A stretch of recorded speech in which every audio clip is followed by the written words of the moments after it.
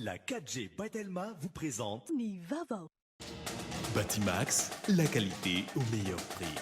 Vous présente Nivava.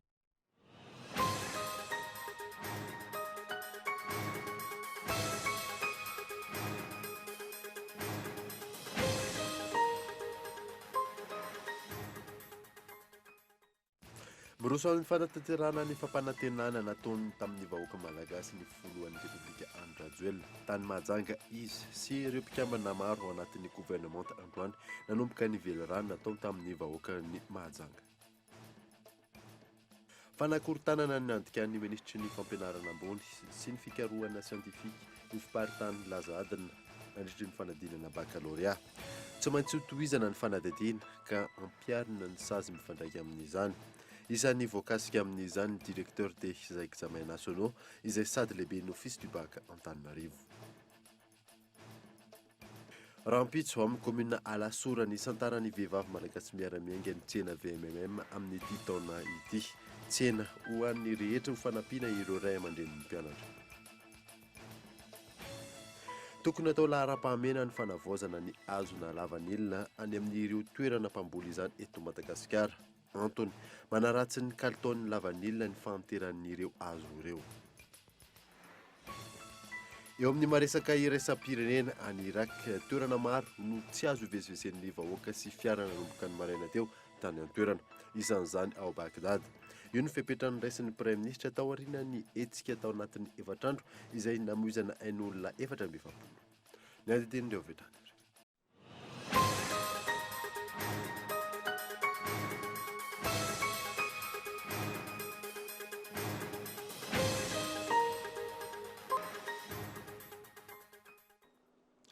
Salantra tompoko lasy sy tompoko vavy fotoana vaovao eto amin'ny Kolo TV ka manasanao anaraka izany hatramin'ny farany. Nanombotsika ny vaovao dia miroso amin'ny fanatanterahana ny fampanantenana sy ny velorano natao tamin'ny vahoaka malagasy ny filohan'ny repoblika Andry Rajoelina tany Mahajanga izy sy ireo mpikambana maro anatin'ny gouvernement androany nanomboka ny velorano natao tamin'ny vahoaka ny Mahajanga. Rarsona Androany no natomboky ny filohan'ny repoblika Andry Rajoelina ny fanatontosana ny velirano nataony tamin'ny vahoaka ny Mahajanga. Nambaran'ny filohan'ny repoblika Andry Rajoelina tamin'izany tao amin'ny commune Amborovy ao Mahajanga fa tsy maintsy ampitomboana ny trano fonenana ho an'ny vahoaka malagasy. Atomboka ito Mahajanga ny fanorenana bulletin ka misa folo izy ireo no hatsangana aloha. Mbola iampy ireo bulletin ireo ny filoha fa fanomboana ihany izao. Nambarany ihany koa fa ankoatra ireto bulletin vao aorina ireto dia isy ihany koa ny trano mora aorina eo Amborovy ihany. Ataoko angamba ny fahatramizay niverenan'ny fahaleovan-teny zay dia maria ho apetratsika ny anisan'ny nakafa ary aiza ihany koa mbola nitarana n'izany tetikasa zany fa dia zavany hoe tany commune no nisy nipetraka teo aloha ary nisy ny fifampirarana mihoatra ny 5 taona no miakatra zay zany no dia makaheranareo seimaty sy ny ministère zay niahanareo. Ankoatra ireo trano fonenana dia isy ihany koa ny EPP manara-penitra aorina eto amin'ity commune ity. Fitaovana tafon'ny TP ary tsy misy W, misy birao any tale, misy anaovana cantine scolaire. Raha nanao tsika tany Mahajanga efa 10 andro nitoatasy tao tsara ny dosage ny ciment mba ny tafo. Maninona nasina parking ny teny amin'ny monsieur le ministre mihitsy aho hoe monsieur le ministre apetraka ny vato fejour satria efa 10 taona mahery ny ozona ka tsy mendrika ozolona ny vahoaka malagasy. Nambaran'ny filohan'ny repoblika Andry Rajoelina nandritra izao fanatanterahana ny velirano nataony tamin'ny vahoaka malagasy izao fa ny velirano amiko dia masina ny an'ny sasany toy ny ozona tsy mendrika ozona ny vahoaka malagasy ary tsy maintsy tanterahiko ny vina sy ny velirano izay nataoko.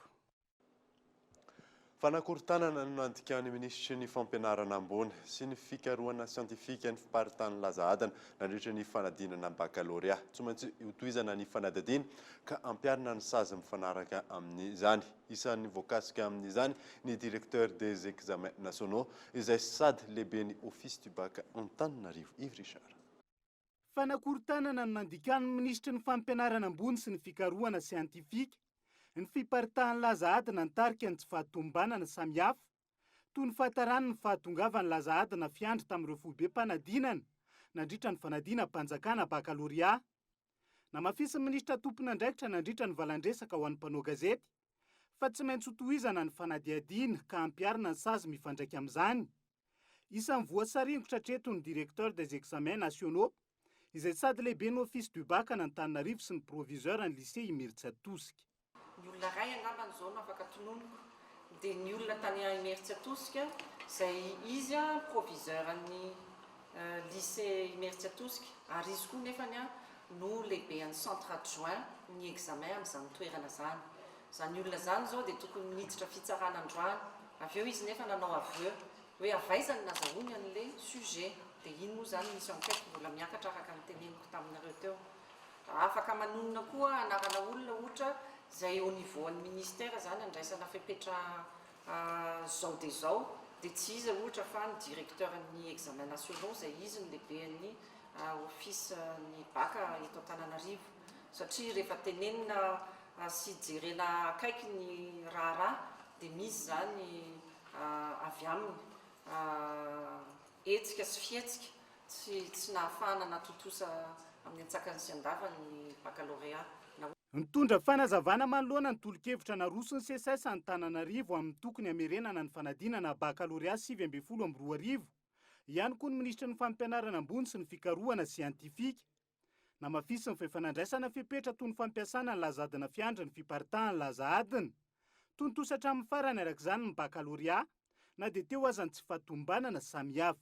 Ny baccalauréat 2019 hatreto dia nandeha ny baccalauréat série baccalauréat général épreuve araisis izay ataoko fa efa manomboka amin'izao fotoana zao dia ny histo-géo tamatavy satria tao anatin'ny fifanjeboana nisy mpianatra naratra nisy mpianatra torana dia voaterina tsahatra amin'ny baccalauréat ary naverina ho amin'ny androany.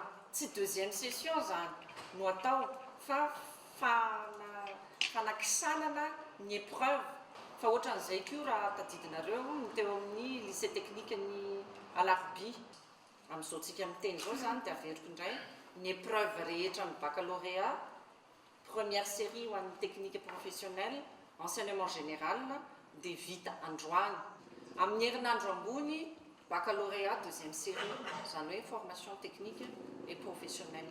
Teboka maro no mampanany CSS Antananarivo amin'ny baccalauréat 2022 ka antony nandrosoany tolo-kevitra indrindra ny famerenana ny fanadinana. Voalohany lanja ny diplôma bac 2022 sy ny fiatraikany samihafa manomboka amin'ny siva ny idirana eny amin'ny anjery manontolo sy ny sihatry ny asa. Manomboka amin'ny fanoloana ny mpanao ny laza adina any amin'ny conclave ny tokony hojerena amin'izany hoy ny fanazavana.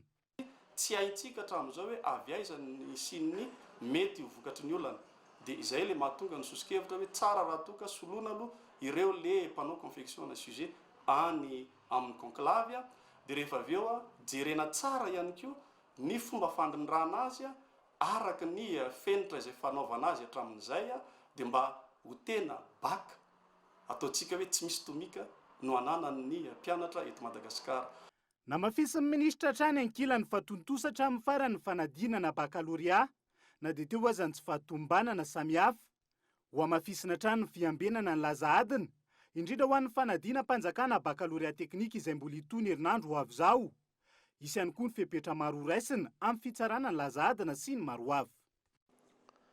Ho totosaina ny fafito favalo sivy volana oktobra izao ao amin'ny village voara Andotapenaka ny 3e forum national urbain izay iresahana ny fampivoarana ny tanan-dehibe. Loha hevitra maro samihafa no ivotra amin'izany Henri Flore. Hanomboka ny alatsinainy fahafito hatramin'ny fahasivy ny volana oktobra izao ny 3e forum national urbain na ny fokonandio national momba ny tanan-dehibe izay ho totosaina etsy amin'ny village voara Andotapenaka. Loha hevitra anatin'izany ny hoe tanan-dehibe fanotra ho an'ny famparisoana aingana sy moderna any Madagasikara. Etsika ampafantarana ny politika vaovao momba ny famparisoana ny tanan-dehibe eto Madagasikara. Ao anatin'io fikonandoam-pirenena ho an'ny tanan-dehibe io dia ahitantsika atrikasa maro, ahitantsika famelabelara-kevitra maro, fa ny tanjona tena lehibe indrindra ao anatin'izay dia ny amoahana any amin'ny farany le 3 andro ny fikonandoa zany fandaharana asa mazava ho an'ny tanan-dehibe eto Madagasikara miaraka amin'ny tetiandro mifanaraka an'izay fandarana asa mazava izay.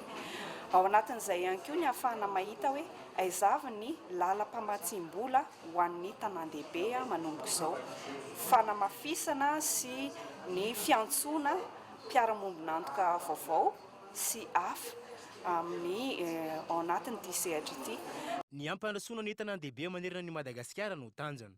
Isan'ny anatrika ity fotoanandoha ity ihany koa ireo mpisehatra maro samihafa. Hampafantarina mandritra ity fotoana ity ihany koa ny drafim-panajariana manerana ny tanàna ireny. Ampahafantarana ireny fisian'ireny drafim-panajariana eny anivon'ny tanàna ireny, ary ny commune izay mitantana ny tanàna dia mandray anjara lehibe ao anatin'izany fampiarana ny drafim-panajariana izany, satria ao anatin'io zany ny ahitana hoe inona avy ireo tetika salaharam-pahamehana eo amin'ilay tanàna voalaza, ary inona avy ihany koa ireo didy sy fitsipika mifehan'ny asa fanorenana sy ny asa fanajariana eo amin'ilay tanàna. Dia manerana amin'ny Madagasikara zany izay ezak'izay hoe ampahafantarina aloha hoe misy ilay drafim-panajariana eo amin'ilay tanàna, dia tokony mandray andraikitra ilay tompon'andraikitra rehetrarehetra eo anivon'ny tanàna manomboka amin'ny commune zany. Mahery ny 770 ny mpisehatra andray anjara ao anatin'ity hetsika ity, izay anasana ny rehetra. Iverenantsika ny tontolon'ny fampianarana eto taorian'ny zavan-tranga tamin'ny fanadinana baccalauréat farany teo dia nanao ny fialan-tsiny noho ny tsy fahatomboanana ny Université Antananarivo tamin'ny alalan'ny filoha-hevitry ny Université Antananarivo eo Takariva io. Itoy amin'ny dingana manaraka ny asa dia ny fitsarana ny taratasy-panadinana fanampanahavana. Taorianan'ireny zavan-tranga nandritra ny fanadinana baccalauréat 2024 teo ireny dia mitondra izao teny izao ny Université Antananarivo.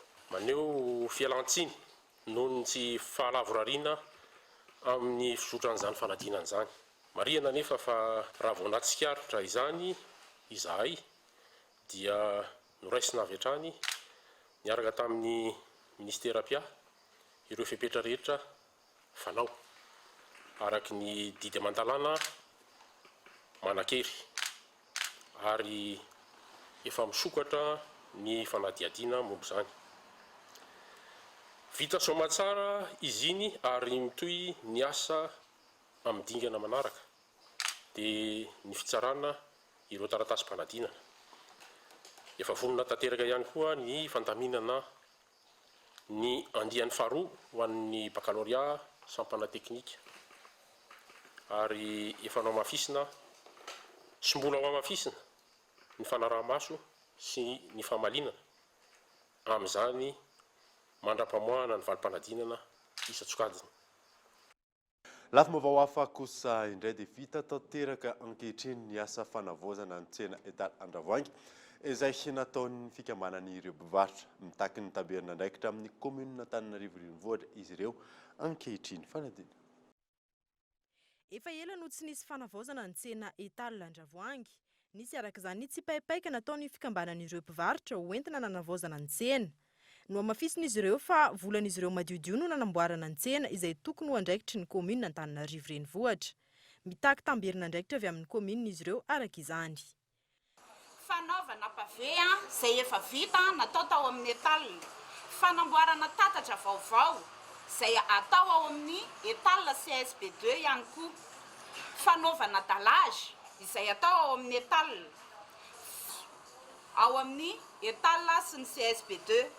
Tamin'ireo tetikasa rehetra ireo misy ny efa vita. Ao anatin'izany ny fanaovana pavé, vola mpivarotra madiodio. Nangonina ny nanaovana amin'ny pavé dia manao antsoavy izahay amin'ny tompon'andraikitra ao amin'ny commune mba hijery sy hanampy anay ao anatin'ny fanatanterahana an'izao asa fanatsarana ataonay izao. Namboarina izy ireo araka ny fenitra ny asa fanamboarana raha ny fanazavana ireto mpivarotra. Tiana amafisina fotsiny izany ny mpandeha an-danitra fa tena ao anatin'ny ara-dalàna tanteraka. Misy ny arrêté, misy ny texte ny amin'ny filazan'izany lalàna amin'ny fe an'izany hoe tsena zany fototra ahorona ao amin'ny tsena. Tsy nanaonao foana zany ireo ambaratonga pahefana isa-tsokajiny raha nanome ny fahasondalana isa-tsokajiny ihany koa mahakasika ny voalaza ny ramatoa filohan'ny association teo a. Mangataka ihany koa ireo mpivarotra ny tsisihany ikian-trano an-trano amin'ny fizarana ny tsena Etal Andravoangy. Mitazapotsiny ny fanadiovana ny tatatra fivoahan'ny rano eny Anosibe ny commune Antananarivo renivohitra nandritra ny 2 taona mahery izao. Ny fokotany tamin'ny alalan'ny rafitra RF2 no misana izany. Fanadiny Ivo Richard. Manomboka eto Ambohibarikely miazo Ananosizato mamakivaky Ananosibe. Difitry ny fako ny tatatra fivoahan-drano ety an-toerana. Manepotra ny fofona maimbo aterak'izany hoy ireo mponina manodidina. Nambarany se fokotany Mandragombato voalohany eo anatin'ny distrikana Antananarivo faefatra. Fa ny fokotany an-trano tamin'ny alalan'ny rafitra RF2 no nisahana ny fanadiovana nandritra ny 2 taona mahery. Mitazapotsiny ny commune Antananarivo na dia teo aza ny fifampiresahana natao. Mazava ankilan'ny fizarana asa amin'ny fanadiovana ny tatatra eny an-toerana raha ny fanadiadiana. Iny tsy anjaran'ny fokotany mihitsy miandraikitra an'io e. Fa ny commune miandraikitra an'io. Raha vao mikasika ny arabe sy ny tatatra any amin'ny kanivoany amin'ny lalana dia ny commune zany. Kanefa tokony hisy le fiaraha-miasa kanefa moa be ny nataonay tamin'iny be ny vola lany fa zay ny mpandeha. Dia mbola tsisy valy mazava mihitsy fa dia mifampiandry-andry. Zay koa moa variana amin'ny asa mandrarany zareo koa variana amin'ny asa mandrarany dia hoe samy mifampianino fa hitanay tokoa ifako. Raha tsy hafanana tanteraka ny fanadiovana ny fokotany noho ny tsy fampiny no entimanana nandritra ny volana maro. Nampanantena ny andray andraikitra feno manoloana izany ny commune Antananarivo saingy fampanantenana pokaty hatrany. Nampiakatra an'le fako izy. Zay no nataony. Fa ny nanadio io ary maina mihitsy io raha kely io kanal io tena maina tanteraka. Mbola avintsika jerevana ny olona nanao azy. Kanefa moa dia izao izy indray dia mijanona izay satria be dia be le vola lany mikasika an'le izy.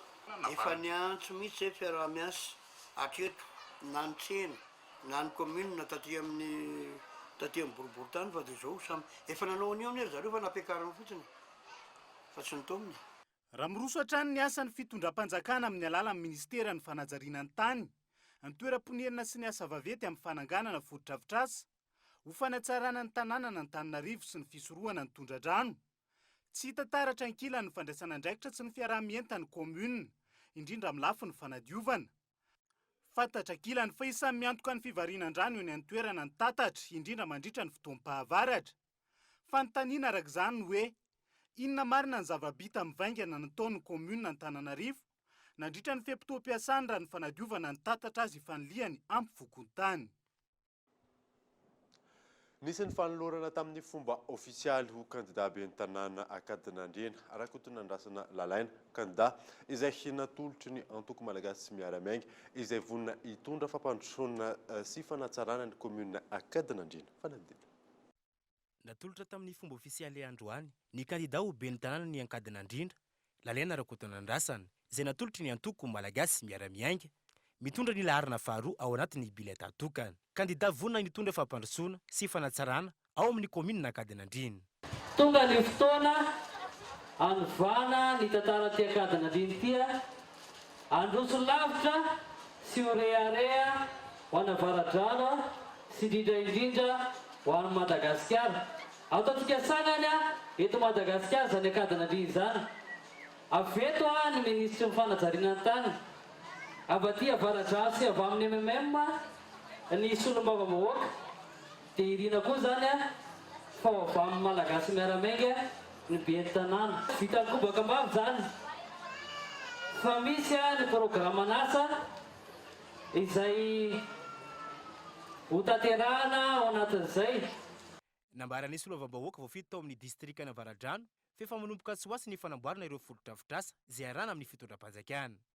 Kan lazaiko teo ataony asan'ny fitondrana foana amin'ny alalan'ny ministry ny asa vavety izay eto amintsika dia ao atomboka raha ela indrindra afaka tapabolana lalana miala eto Akadinandriana makany Ambatomilina mirefy 420 km izy eo. Amboarina amin'izany koa ny tetezana sy ny dalo ao ambony jato. Raha ela dia ela afaka tapabolana nomboka izay asa izay. Amboarina koa ny lalana RIP 5 miala eto Akadinandriana makety an'izao. Amboarina koa ny lalana eto Akadinandriana makany Tsiafa. 4 km manieka taorian'izay nisy ny fitsidiana ireo fotodrafitrasa vaovao toy ny CSB2 izay naorina toko malagasy miara-miainga ho fitsinjovana ny mponina ao amin'ny komina Ankadinandriana sy ny manodidina. Tonga tamin'ny fotoanany dokavarotra isika orinan'izay ny atatsika ny tontolon'ny vokatra lavanila eto Madagasikara sy ny antotanisy samy fanaraka amin'ny izany. Eo ihany koa ny tontolon'ny fanefena vato. Rehefa avy eo ary.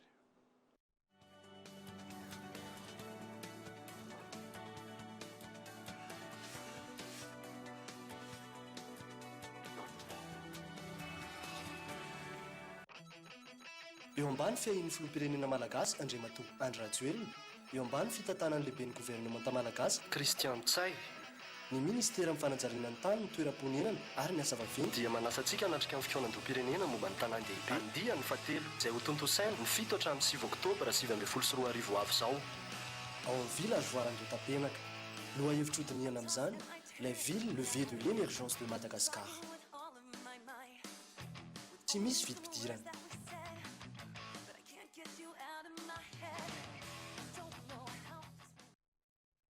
Les amis, c'est la rentrée. Ça va être la fête des bics. Vérifions que tout marche bien. Rassemblement.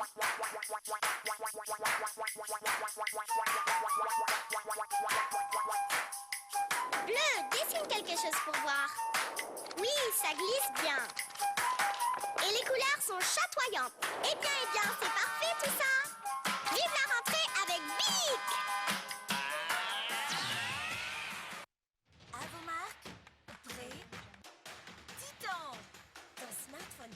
Ultra résistant est à prix doux. Le Telma Titan est à seulement 209 000 arias jusqu'au 30 septembre. Et pour découvrir tous les accessoires compatibles à ton Telma Titan, rendez-vous en Telma Shop. Attention, on ouvre. Action! Pour ma maison, j'ai toujours confiance en Batimax. Et hop, je profite de cette immense occasion. Super! Plus de cadeaux surprises pour des achats en lot. Chez Batimax, on déstocke de 30 à 70% sur des milliers d'articles. Que demander de mieux? Offre valable jusqu'à épuisement de stock de notre showroom. Batimax, la qualité au meilleur prix.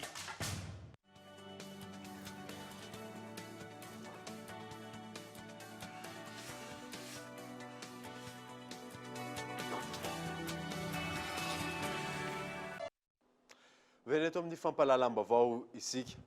Mpikambana miisa 7 avy amin'ny antoko malagasy miara-miainga no nahazo fampifanana ho fanampina ny mpiarabelona amin'ny alalan'ny fananganana sy famoronana tetikasa. Orifloreo. Naritra efatrandro ary ny farina tamin'ity androany ity ny fampifanana ireo solon-tena ny mpikambana avy amin'ny antoko malagasy miara-miainga avy amin'ireo kominina maro samihafa atao anatin'ny distrika fitebedifolo eto Antananarivo sy ny manodidina. Mpikambana 7 no nisitraka ity fampifanana indritra ny efatrandro ity. Fampifanana izay nampy amin'ny rehetra. Indrindra misy tolotra hoe fahafahala manampy tansoroka lafiny teknika indrindra arabola satria zay foana ny tena tsy dia zay zany no matetika manao dossier le olona fa saingy tsy mitombona tsara le dossier le tsy mahazo. Zay no natonga l'izy hoe andao a formena olona roa isaky ny distrika dia renindray no mampiofana any amin'ny nivon'ny commune mba hananana akaiky ny olona zay hoe avy amin'ny antoko malagasy miara-miainga afaka mifanampy mba hahazahoana an'ireny heverina fa tolotra na tansoroka na ataontsika hoe famatsim-bola amin'izay lafin'izay tetikasa anankiray ary le kolontsaina napetraka dia ny hoe tsy tetikasa mampidy-bola ihany amin'izay tetikasa rehetra indrindra koa ny fahaizana mifampiraraha fahaizana maneho hoe ohatry ny ahoana zany tetikasa ny famadiana aloha le hevitra ho lasa tetikasa sy ny fahafahana miaro ny tetikasa eo anatrehany zay mpiara-monina. Zava-dehibe ny fampifanana tahaka izao ho fanampiana ny mpiara-belona raha ny nambarandreo nahazo tombotsoa tamin'ity fampifanana ity. Le fampiofanana azonay zany ny zavatra ho aterany any amin'ny vahoaka satria ny vahoaka no zay zany fitaovana fotsiny ihany fa tena hitanay hoe ny vahoaka no tena hisitraka an'izy io satria andray anjara be dia be amin'ny fivoaran'ny fiainan'ny tsirairay le fampiofanana zay noratovinay satria mifandraika amin'ny fitadiavana lalam-bola ho an'ireo tatsa zany izay manana tetikasa madinika ny fiofanana izay nataonay. dia ilay fiofanana tahaka izao a dia fanohitra anankiray entina mampivoatra ny tena ary mampitombo fahalalana eo amin'ilay sehatra ny fitadiavana indrindra eo amin'ny fampivoarana ara-tetikasa. Ny zava-misy zany a dia mampitsiry ilay filana eo amin'ny fitadiavana zany a ilay fiofanana izay natao. Nofarana tamin'ny fizarana mara-pakasitrana ho an'ireo mpandray anjara ny fiafarany fiofanana tamin'ity androany ity.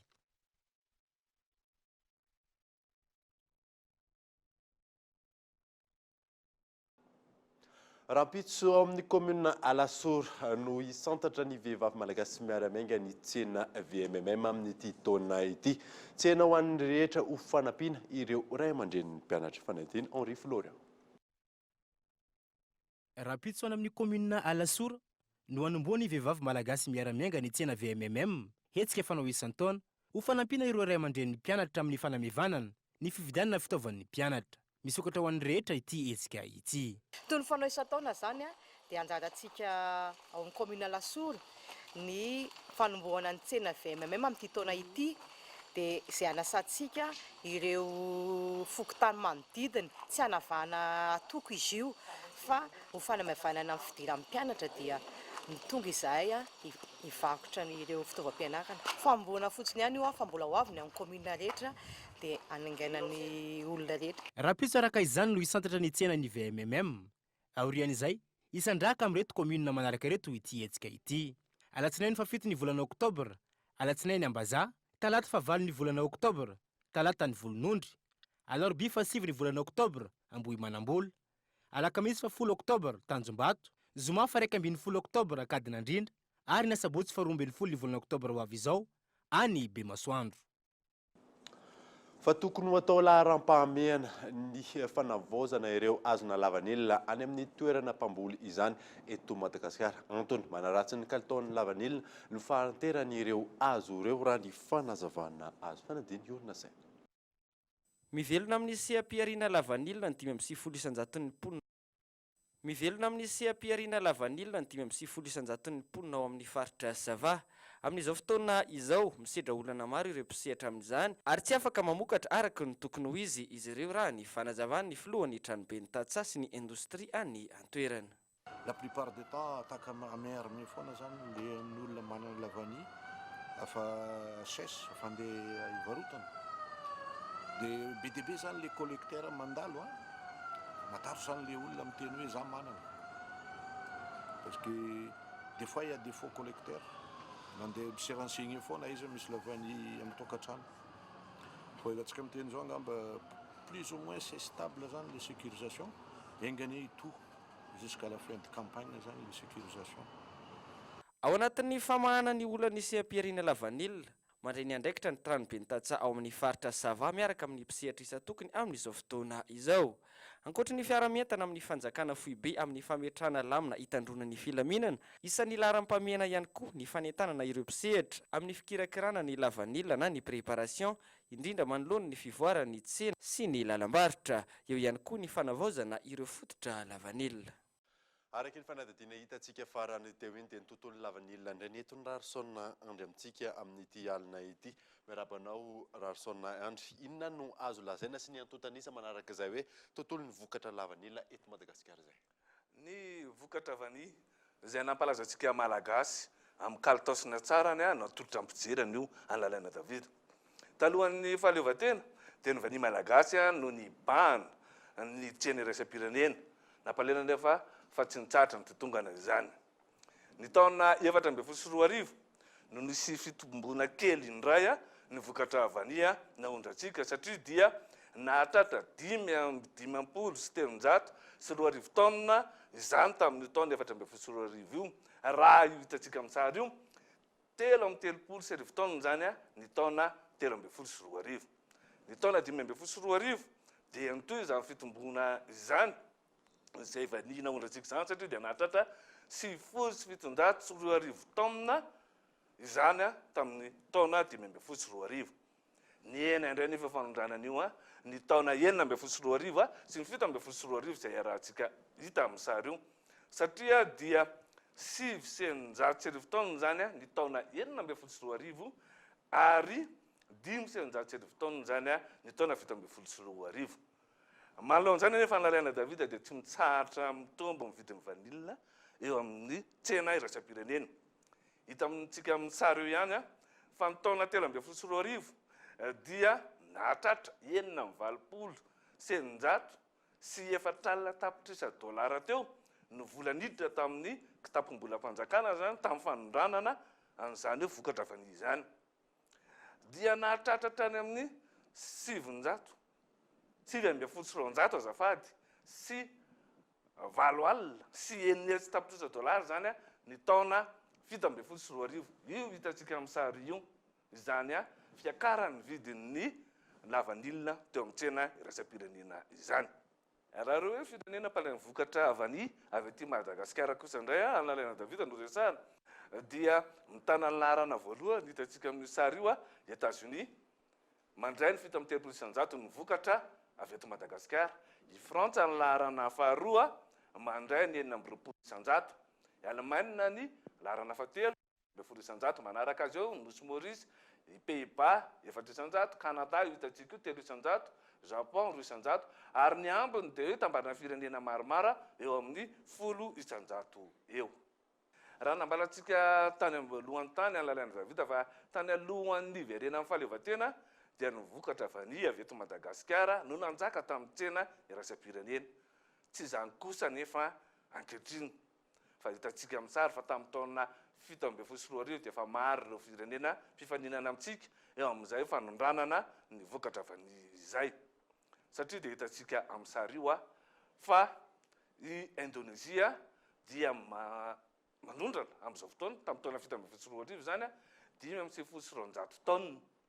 Manaraka eo Papouasie Nouvelle-Guinée, La Réunion ary Nosy Comores 3,400 tonnes ary Inde kosa 7,100 tonnes. Hitantsika amin'izany zany fa ilaina tokoa arak'le fanadidinana ataontsika teo ny jerena ny amin'ny fanatsarana an'izay hoe azo ny ambolena iriny vanio izay. Ny vanio moa dia orchidée izy io, misy hazo maniry dia miaraka amin'iny hazo iny no maniry ihany koa ny vanio.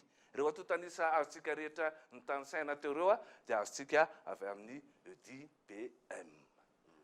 Ankehitrany ianao Rarsona Andry tondra fanazavana mahakasika an'izay vokatra lavanila eto Madagasikara izay.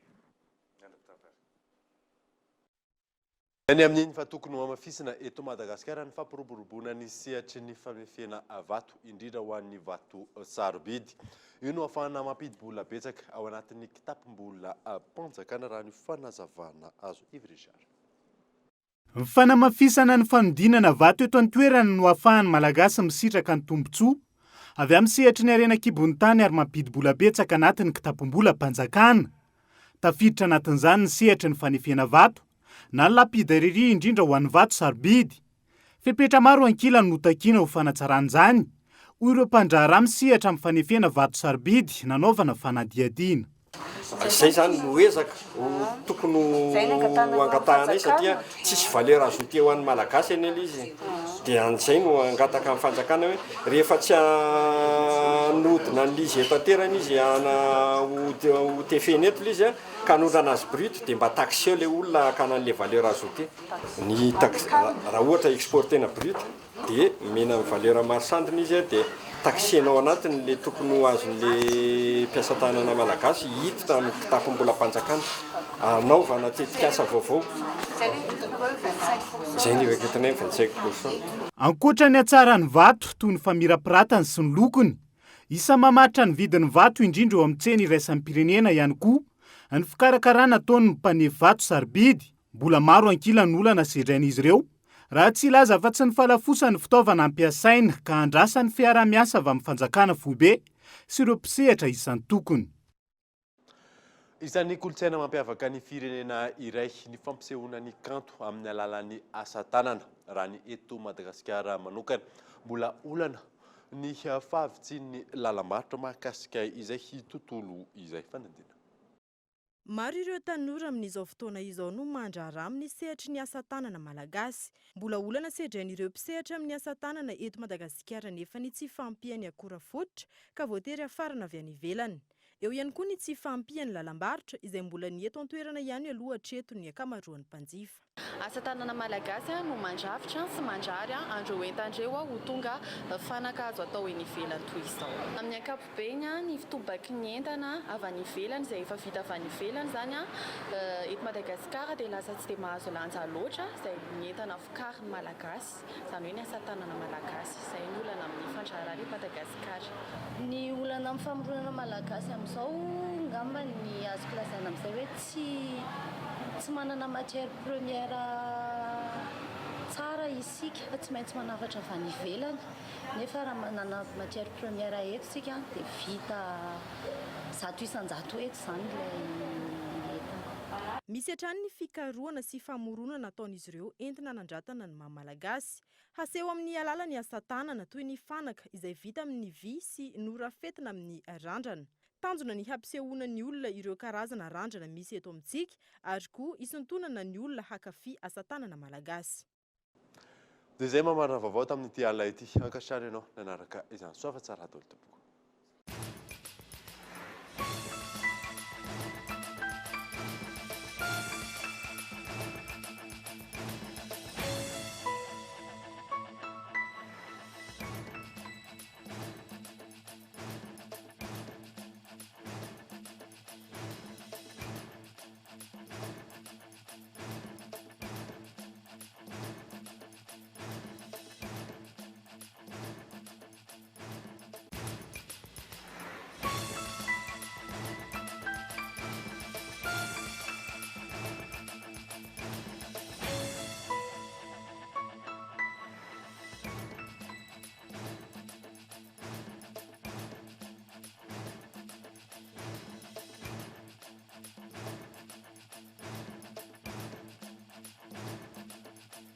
La 4G by Telma vous a présenté Nivavo. Batimax, la qualité au meilleur prix. Vous a présenté Nivavo.